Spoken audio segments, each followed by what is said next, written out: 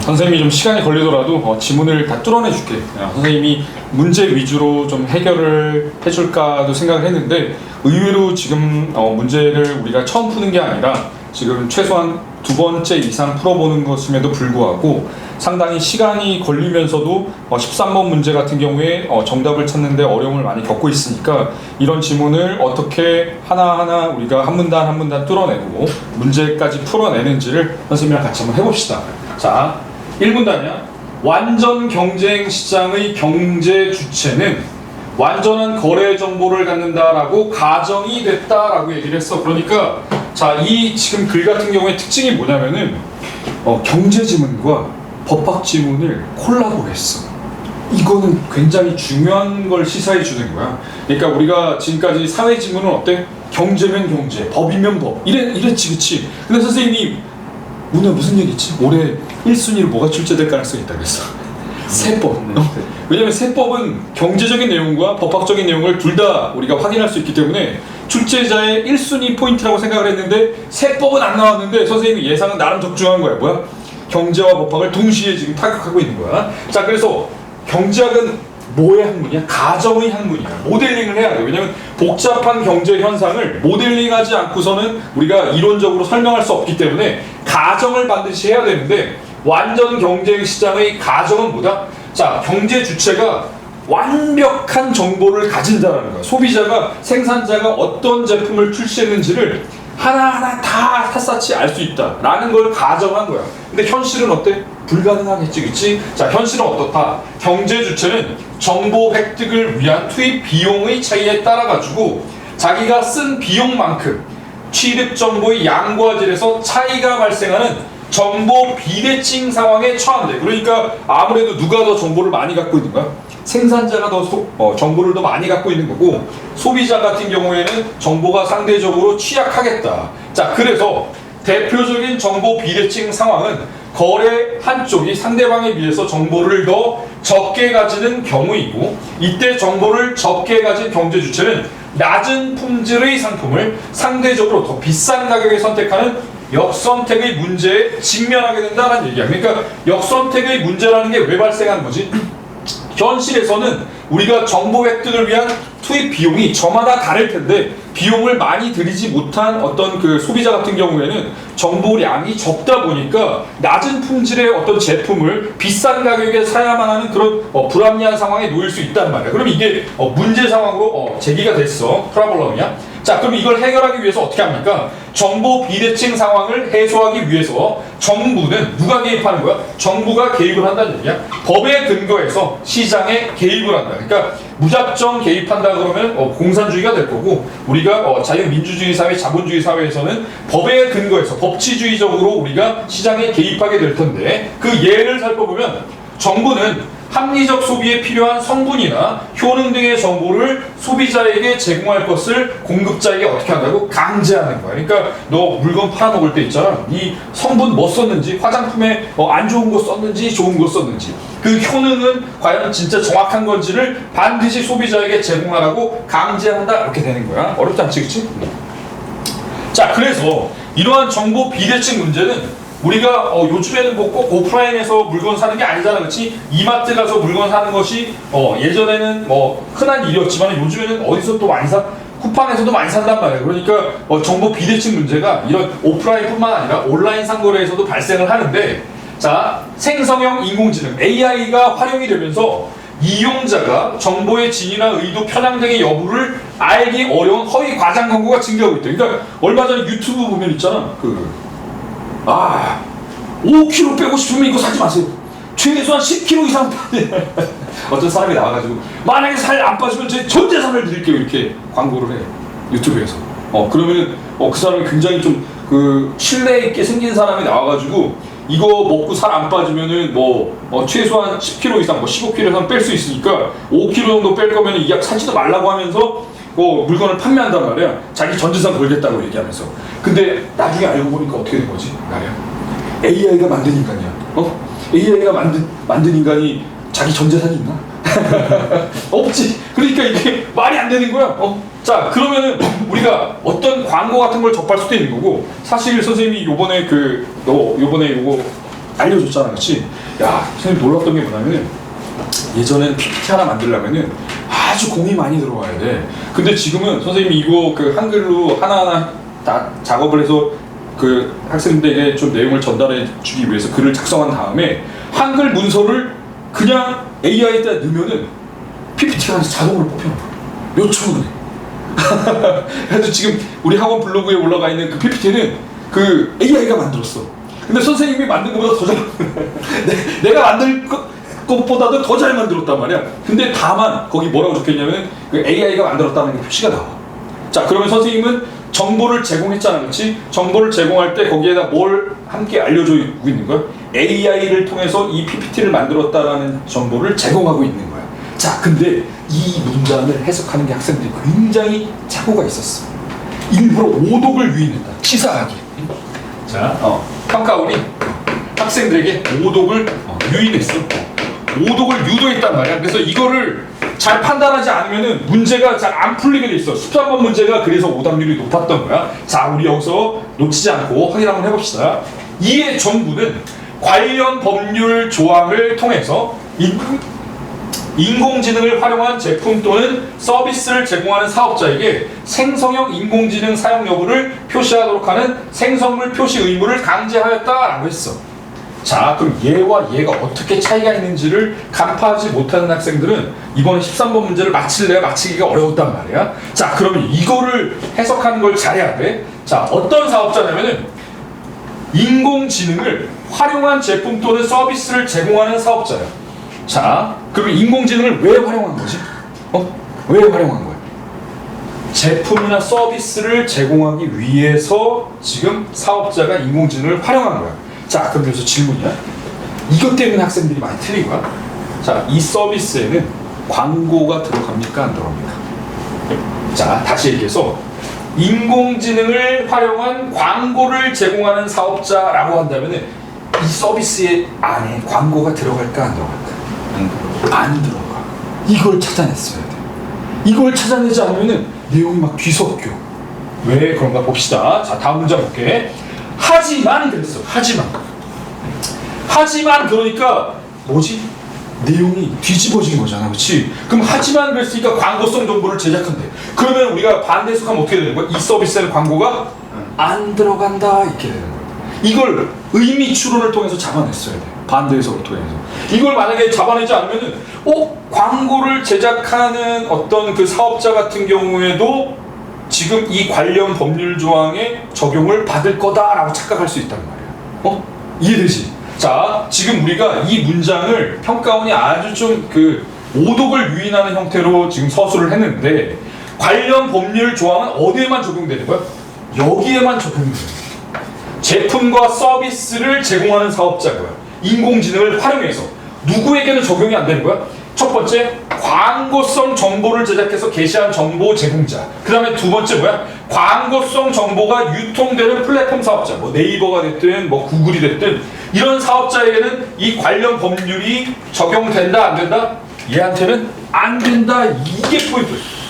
여기에는 적용이 안 되는 거야. 그 다음에 여기에도 적용이 안 되는 거야. 이걸 잡아냈어야 돼. 자, 이해됩니까? 자, 우리가 이 문단에서 확인할 건 뭐냐면은 지금 관련 법률 조항은 누구에게만 적용되는 법률이다? AI를 활용해서 제품이나 서비스를 제공하는 사업자에게만 적용되는 법률인 거지. 광고성 정보를 제작하는 사업자에게는 적용된다 안 된다? 안 된다. 두 번째, 플랫폼 사업자에게는 적용된다 안 된다? 안 된다 라고 하는 거야. 요거를 놓쳤다라고 한다면은 우리가 13번 문제를 제대로 풀 수가 없었어. 자, 그 다음에 계속 한번 이어나가 봅시다. 자, 그래서 우리가 이거를 간파했다라고 하게 된다면은 자, 그 다음 문장들도 한번 이어나가 봅시다. 자, 이렇듯 온라인 정보 비대칭 상황에 대한 정부 개입에 관해서 엇갈리는 주장이 대두되고 있다. 엇갈리는 주장은 뭘까? 이 관련 법률을 광고성 정보를 게시한 정보 제공자에게도 적용을 할 것인가? 그 다음에 온라인 플랫폼 사업자에게도 적용을 할 것인가? 이거에 대한 찬반 논의가 있을 수가 있겠다는 얘기야. 그래서 이 외에도 사회적 정치적 견해 표명에 대한 정부의 개입 여부를 두고서도 구분되는 입장이 제시되고 있다. 그러니까 자율성을 보다 더 보장해야 될 것인가, 아니면은 정부가 개입을 해서 문제를 해결하는데 보다 더 적극적으로 참여해야 될 것인가에 대한 논의가 진행되고 있다는 얘기야. 자, 그 다음에 3문단으로 가봤더니, 자, 완전 경쟁 모델을 상정하는 두 가지, 지금 완전 경쟁 모델에서는 첫 번째로 제공한 건 뭐냐면은, 사상의 자유시장 이론에 따르면은, 얘는 뭘 강조하는 거지?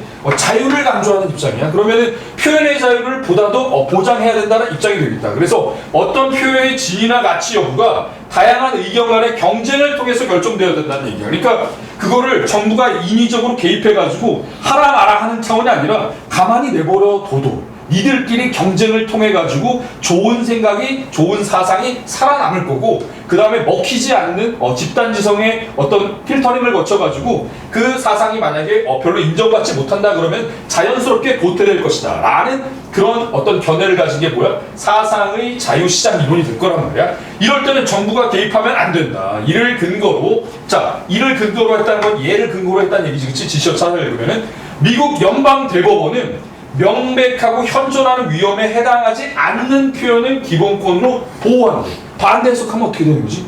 명백하고 현존하는 위험에 해당하면 기본권으로 보호하지 않겠다라는 얘기가 되는 거야. 자, 그래서 플랫폼 시장에도 사업자의 자율 규제를 적용하고 있다. 그러니까 플랫폼 시장에서도 명백하고 현존하는 위험이라면 기본권으로 보호하지 않을 것이고, 명백하고 현존하는 위험이 아니라면 기본권으로 보장해준다는 얘기니까 보다 더 어떤 자율성을 보장해주는 어떤 견해가 연방대법원의 견해가 될 거란 말이야. 우리나라 이거 따라갈까 안 따라갈까? 미국이 아니라 우리 하겠지, 그치? 그래서 우리나라 헌법재판소도 사회적 정치적 표현의 진위, 그러니까 페이크 뉴스냐 아니면 진짜 뉴스냐, 이런 가치 여부, 보다 더 가치가 있느냐 아니면 좀 무가치하냐, 이 여부를 사상과 의견의 경쟁으로 해결해야 된다는 거니까 정부가 개입하라는 얘기 하지 말라는 얘기야. 어지간해서 개입하지 말라는 얘기야. 알아서 그냥 자율적으로 규제가 되도록 그렇게 해야겠다는 게 미국 연방대법원과 우리 헌법재판소의 입장이라는 얘기야.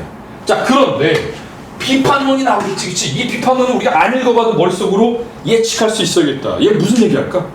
야, 규제해야 돼. 왜 규제해야 되는 거지? 야, 페이크 뉴스가 막 남발되면 있잖아. 사람들이 그게 진짜인 줄 알고서는 의사결정에 어떤 장애를 초래할 수도 있을 거고, 사회적으로 비용이 많이 발생할 수 있으니까 정부가 좀 보다 더 적극적으로 개입해가지고 페이크 뉴스를 차단하고 단절해야 되지 않겠냐, 이런 주장을 하겠지, 그치? 미리 예측하면 내용이 어떻게 돼? 우리 아까 그 일본에서 한번 봤겠지만 배경 지식을 활성화하게 되면 더 오래 기억할 뿐만 아니라 읽는 속도가 빨라진다고 했단 말이야. 자, 그럼 봅시다. 비판론에 따르면 진실한 정보는 과소 공급되고 허위 왜곡 정보가 대량 공급된단 말이야. 페이크 뉴스가 남발되는 거야. 그러면 다양한 의견 간의 경쟁이 이루어질 수가 없다. 그러니까 페이크 뉴스가 장악을 하게 되니까. 자, 그래서 허위 왜곡 정보가 시민의 사회적 정치적 사안 판단에 따라 쓰이고, 정책 담당자도 특정 개인이나 집단이 의도적으로 유통한 정보를 시민의 진정한 의견으로 오인할 수 있대. 자, 이러한 입장은 뭐지? 얘 입장이잖아, 그렇지? 비판론에 대한 입장이란 말이야. 이 비판론에 대한 입장에 따라서 어떻게 되는 거지? 자, 민주주의 의사결정이 왜곡을 막기 위해 플랫폼과 정부의 공동 규제가 강화되어야 되는데, 우리 뻔하게 지금 이미 예측했던 내용 그대로야. 자, 표현의 자유가 기본권이라는 점을 감안해. 자, A와 B가 이양 대립을 하고 있어. 자, 사상의 자유를 인정하자는 쪽, 그 다음에 그거를 좀 비판론이 있지, 그치? 뭐야? 네가 출제자야, 뭐 출제할까? 이양 대립에서 뭘 출제할까? 공통분모 몇 번이야? 공통분모 몇 번이야? 12번에 5번이 정답 5번이잖아, 그렇지? 자, 지금 사상의 자유 이론과 사상의 자유 비판론의 지금 공통분모는 뭐가 되는 거야? 여기 나와 있잖아.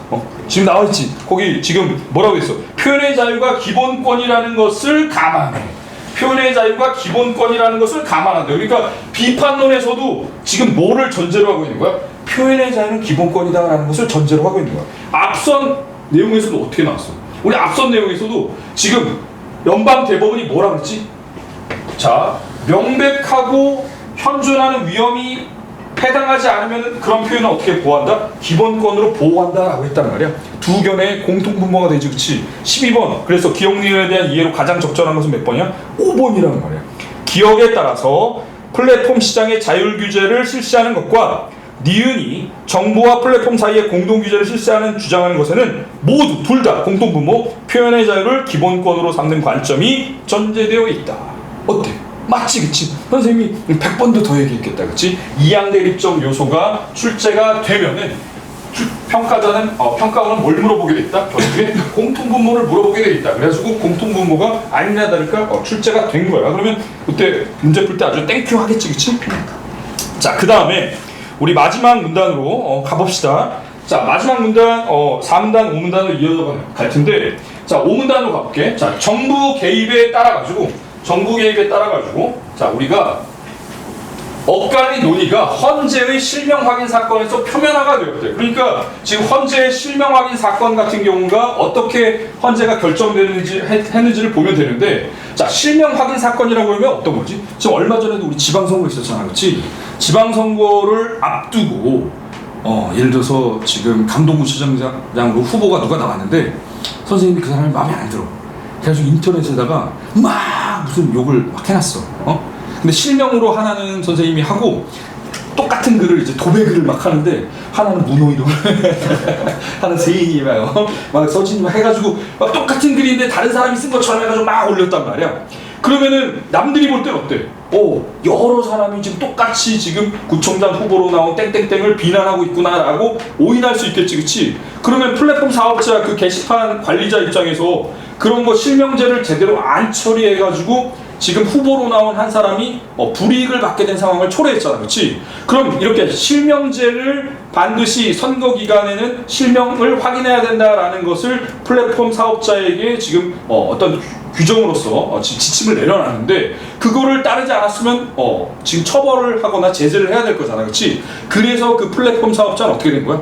그 게시판 관리자는 헌법소원을 제기한 거야. 아이씨, 내가 이런 걸로 왜 처벌해야 되냐고. 그 새끼가 내가 나한테 그래. 이런 얘기를 하는 거야. 자, 그랬을 때 헌재가 어떻게 결정했나 봅시다.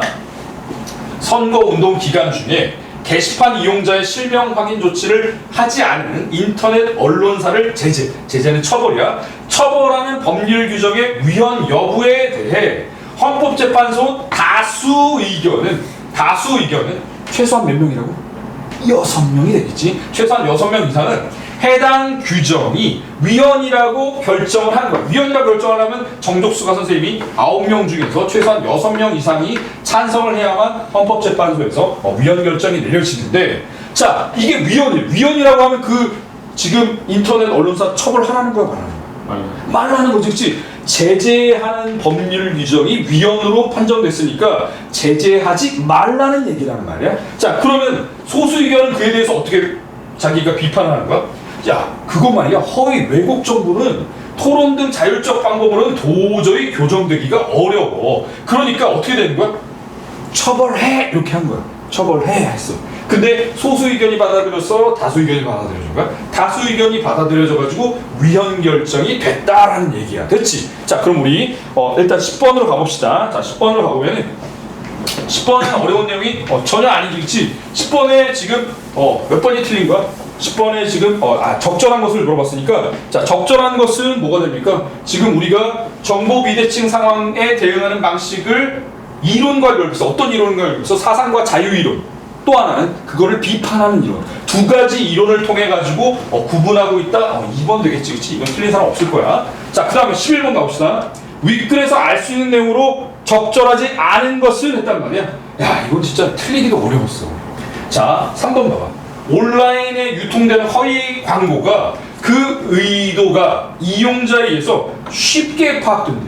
쉽게 파악되면 역선택을 해야 안 해? 안 하겠지. 어렵게를 쉽게로 바꿨어. 이거 뭐야, 이거? 대리버 바꿔치기. 틀리기도 어려운 문제, 공짜 문제란 말이야. 4번 보면 안 돼? 보면 큰일 나는 거야. 알았지? 눈길도 주면 안 돼, 이럴 때는. 왜? 출제 원리가 명확하게 파악될 때 우리가 나머지 선지를 보지 않아야 된다고 그랬어요. 그러니까 아무런 때나 손가락을 거는 것이 아니라 출제 원리가 예를 들어서 진술 바꿔치기라든가 대리버 바꿔치기라든가 순서 바꿔치기라든가 아니면 주체 바꿔치기라든가 이렇게 우리가 명확하게 판단할 수 있는 선지라고 하게 되면은 나머지 선지 보지 않고 과감하게 우리 연습 단계에서부터 그렇게 연습해야 실제 수능에서도 손가락을 걸 수 있어. 자, 그 다음에 자, 12번은 우리 아까 풀었지, 그치? 공통분모를 물어보는 문제로서 정답 5번이었단 말이야. 우리 요번에 가장 난이도가 높았던 문제 중에 하나인 13번, 이게 오답률 1이야. 이거 한번 풀어봅시다. 자, 오답률 1위 문제 우리 풀어볼 거야. 자, 이거 역시 마찬가지로 우리가 아까 좀 전에 이미 선생님과 그 이 문단을 해결하면서 지금 누가 관련 법률 규정에 적용을 받는다고? AI를 활용해서 제품이나 서비스를 제공하는 사업자에게만 적용이 되는 것이고, 그렇지 않고 누구에겐 적용이 안 된다? 광고 사업자나 아니면 플랫폼 사업자에게는 그 관련 법률 규정이 적용되지 않는 거야. 자, 그 다음에 우리 대법원, 헌법재판소 같은 경우에는 어떤 입장이지? 표현의 자유를 보다 더 인정하는 입장이지, 그치? 그래서 실명제를 만약에 위반을 했어. 실명제를 위반하는 것을 플랫폼 사업자가 규제를 제대로 안 했단 말이야. 처벌할 수 있어, 없어? 처벌할 수 없다. 그냥 위헌 결정이 났기 때문에. 그러면 다수 의견에 따라 가지고 우리가 위헌 결정이 났으니까 헌재의 최종 결론은 누구 입장인 거야? 다수 의견의 입장인 거야. 이해됩니까? 자, 그러면 13번 가봅시다. 식품 판매자 가급. 자, 식품을 판매하는데 이거 AI를 활용해서 식품 만들 수 있어, 없어? 없지. 야, 식품을 AI를 활용해서 어떻게 만들겠냐고. 못 만들어. 자, 이 갑은 상품의 효능을 과장한 글과 가상 의료인, 아까 선생님이 얘기했던 그 유튜브에 그 AI가 만들어낸 사람이 살 빼면 전 재산 주겠다는 그런 사람이 등장해가지고 거기 가짜 의사들도 막 나와. 그 나와가지고 진짜 무슨 강동구 주민 여러분 안녕하십니까. 내가 어떻게 강동구 사는지 알아. 그래가지고 이렇게 임플란트 이런 얘기하는데 다 그 허위로 만들어낸 사람들이란 말이야. 이런 동영상을 생성하는 인공지능을 이용해가지고 제작을 했어. 그러니까 두 가지를 한 거지, 그치? 글을 작성하기도 했고, 그 다음에 두 번째는 뭐야? 동영상을 작성하기도 했단 말이야. 뭘 이용해가지고? AI를 이용해가지고 이걸 만든 거야. 생성형 인공지능을 통해서 만들었다라고 한 거야. 그래서 인터넷 언론사로 분류된 플랫폼을 각각 게시했대. 그러니까 지금 두 명이 등장한 거야. 누가 등장했어? 식품 판매자 갑이 등장을 했고, 두 번째는 뭐다? 인터넷 언론사가 등장을 한 거야. 자, 이 둘은 관련 법률에 적용을 받습니까? 안 받습니까? 응? 관련 법률에 적용을 받아, 안 받아? 안 받지. 왜냐면 얘는 지금 AI를 활용해가지고 지금 상품, 제품이나 서비스를 제공한 사업자가 아니지, 그치? 얘는 그냥 광고만 했어.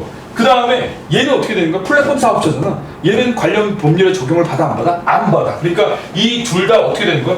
얘랑 둘 다 관련 법률에 적용을 받는다, 안 받는다? 안 받는다. 이걸 체크하는 게 학생들이 좀 어려웠어. 이유는 뭐냐면은 우리가 아까 AI를, 인공지능을 활용해가지고 제품이나 서비스를 제공한 사업자처럼 얘를 오인한 거야. 그러니까 지금 평가원이 얘를 오인을, 우리가 학생들로 하여금 오인을 유도했어. 그러니까 이거를 간파를 못하면은 이미 거기서 한 템포 꼬인 거야. 자, 그 다음에 두 게시물은 모두 익명으로 게시가 됐고 생성형 인공지능 사용 여부를 표시하지 않았다. 자, 두 번째야. 선거를 앞두고 땡땡 정책을 추진하려면은 땡땡 방식을 채택해야 한다라는 주장이 제기가 됐어. 이런 주장을 누군가가 제기를 한 거야. 이에 대해서 을이라는 사람이 등장을 해가지고 사회적 갈등을 유발할 위험이 매우 크다면서 그러한 주장을 하는 이들을 처벌하는 땡땡법의 제정이 필요하다는 글을 작성했어. 이게 약간 좀 골 때리는 거야. 이게 평가원이 약간 좀 글을 좀 엄청 이렇게 작성을 한 거야. 지금 그러니까 지금 을은 뭘 한 거야? 이런 주장을 하는 사람들을 처벌하자라는 그런 주장을 제기한 거야. 그럼 이 을은 표현의 자유를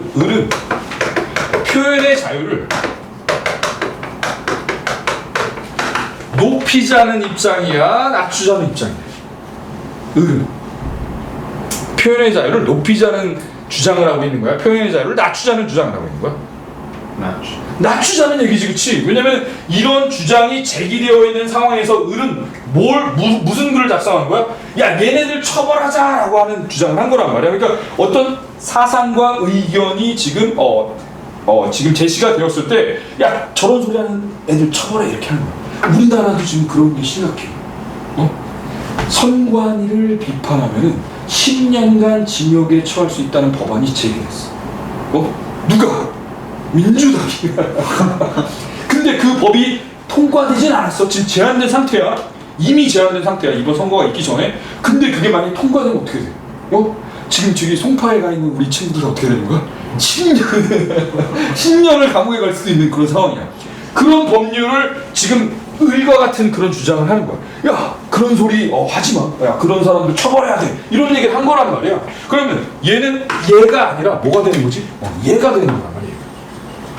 표현의 자유를 좀 억압하자는 입장이 을의 입장이라는 걸 간파해야 돼. 자, 그러면 이미 우리 여기서 선진을 예측해 봅시다. 예측력이 있어야 선생님이 국어 실력이 우리가 1등급에서 100분이 100에 오를 수 있다고 했어. 자, 을은 헌법재판소의 입장과 일치합니까? 일치하지 않습니까? 헌법재판소는 어떤 입장이었지? 명백하고 현존하는 위협이 될 때만 그것을 기본권, 표현의 자유로 보장하지 않겠다는 입장이고, 웬만한 것은 경쟁을 통해서 사상이 이렇게 정리가 되고 정부는 개입을 최소화해야 한다는 입장이었잖아, 그렇지? 그럼 을의 입장과 헌법재판소의 입장은 어떻게 되는 거야? 대비가 되는 거야. 헌법재판소는 어떤 거야? 헌법재판소는 우리나라 헌법재판소는 표현의 자유를 어떻게 한다? 보장하자는 입장인 거야. 표현의 자유를 어떻게 한다? 높이자는 입장이 되는 거고, 그 다음에 우리 헌법재판소는 누구랑 유사했던 거야? 미국 연방대법원과도 미 대법원과도 유사한 입장이었단 말이야. 명백 현존의 원칙에 따라 가지고 우리가 기본권으로 보장할지 말지를 정하자라는 얘기는 정부의 개입을 최소화하자는 얘기고, 표현의 자유를 최대화한다, 극대화한다는 입장이었기 때문에 을의 입장과 헌재의 입장, 미 대법원의 입장은 다르다라는 것을 우리가 머릿속으로 정리할 수 있어야 돼. 자, 그럼 이제 문제를 한번 풀어봅시다. 자, 지금 1번 선지 봐봐. 갑이 게시한 글은 정보 비대칭 상황을 심화하는 과장 광고이지만 그의 글이 확산되더라도 플랫폼 A를 지금 관련 법률 규정으로 제재할 수 있어, 없어? 없지. 플랫폼 A를 규제 못한다고 그랬잖아, 그렇지? 누구만 규제할 수 있다고 그랬지? 관련 법률 규정으로. AI를 활용해서 제품이나 서비스를 제공한 사업자만 관련 법률 규정을 적용할 수 있는 거고, 우리가 광고를 하기 위해서 정보를 제공한 어떤 사업자라든가 아니면은 인터넷 플랫폼 사업자 같은 경우에는 관련 법률로 지금 제재를 할 수 없다라고 했단 말이야. 반대 해석을 통해서 우리가 그 정보를 추론해낸 거란 말이야. 그러면은 1번 선지는 뭐다? 맞았다. 자, 2번 봅시다. 갑이 그의 동영상에 가상의 의료인을 등장시켜가지고 게시한 동영상이야. 정보 비대칭 상황을 심화하는 허위 광고이지만 역시 어때? 갑을 지금 관련 법률 규정으로 제재할 수 있습니까? 없습니까? 없지, 그치? 얘는 광고를 지금 정보를 제공해서 광고를 만든 사람이지 AI를 통해가지고 AI를 활용해가지고 제품이나 서비스를 제공한 사업자가 아니기 때문에 1번과 2번 모두 어떻게 되는 거야? 맞는 얘기가 되는 거야. 자, 3번 가봅시다.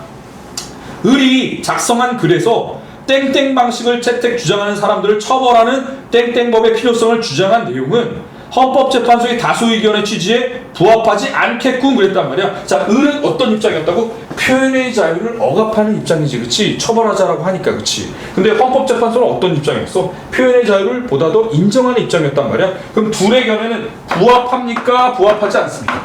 부합은 뭐지? 거의 일치하는 것을 부합이라 그래. 부합하지 않지, 그치? 그러니까 맞는 선지가 되는 거야. 그래서 부합하지 않겠군. 맞는 얘기다. 자, 4번. 을이, 자, 근데 이 문제를 또 약간 좀 평가원답지 못한 문제인 게 3번이 맞는 얘기면 4번은 자동으로 맞는 얘기야. 그러니까 선지 판단할 이유가 없어, 사실. 자, 4번 봅시다. 을이 게시자 이름을 서로 다르게 해가지고 여러 글을 게시한 것이 땡땡법 제정으로 이어졌어. 그럼 그 법은 어떻게 되는 거야? 표현의 자유를 제한하는 법률이 되겠지, 그치? 그러면은 이는 B에 대한 헌법재판소 소수 의견을 뒷받침하는 근거가 될 수 있겠지, 그치? 소수 의견은 아까 어떤 입장이었어? 표현의 자유를 좀 제한하자는 입장 쪽이었잖아, 그치? 비판론의 입장이니까. 그러니까 4번도 맞는 얘기가 되겠다. 자, 5번 봅시다. 자, 을이 플랫폼 B에 여러 차례 글을 올리는 과정에서 플랫폼 B가 실명 확인 절차를 거치지 않았어. 인터넷 실명제와 관련돼서 인터넷 플랫폼 사업자가 실명 확인을 해야 한다는 기존 어떤 조항, 법률 규정을 어겼단 말이야. 그럴 때 헌법재판소의 결론은 뭐지? 그 법률 뭐라고? 위헌 그랬단 말이야. 그럼 그 사업자 처벌할 수 있어, 없어? 없지. 그럼 뭐라고 있어? 플랫폼 B는 법적 제재를 받겠군. 땡이다, 틀렸다. 정답 5번이야. 이해됩니까? 자, 어려운 내용은 아니었어. 다만 우리가 어떤 부분이 좀 힘들었던 거야.